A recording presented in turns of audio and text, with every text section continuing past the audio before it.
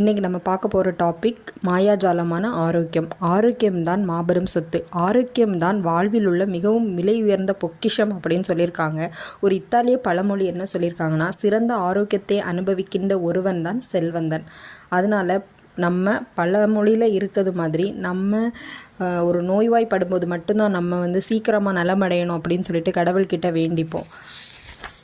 யாரிடம் நன்றியுணர்வு இருக்கிறதோ அவருக்கு அதிகமாக கொடுக்கப்படும், யாருக்கு நன்றியுணர்வு இல்லையோ அவரிடம் இருக்கிறதும் எடுத்துக்கொள்ளப்படும் அப்படின்னு சொல்லியிருக்காங்க. ஸோ நம்ம நம்மளுடைய ஆரோக்கியத்திற்காக நன்றி சொல்லணும். அதுக்கப்புறமா நம்மளுடைய ஒவ்வொரு உறுப்புகளுக்காகவும் நம்ம நன்றி சொல்லணும். நம்மளுடைய கைகளுக்காக, கால்களுக்காக, அப்புறம் காதுக்காக, கண்ணிற்காக, எல்லா உறுப்பையும் நினச்சி நம்ம நன்றி சொல்லணும். அப்படி சொல்ல நம்மளுடைய ஆரோக்கியம் இன்னும் மேம்பட்டு கொண்டே இருக்கும். வேற ஒரு நல்ல டாப்பிக்கோடு நாளைக்கு உங்களை நான் சந்திக்கிறேன். இன்றைக்கி நம்ம பார்க்க போகிற டாபிக் மாயாஜாலமான ஆரோக்கியம். ஆரோக்கியம்தான் மாபெரும்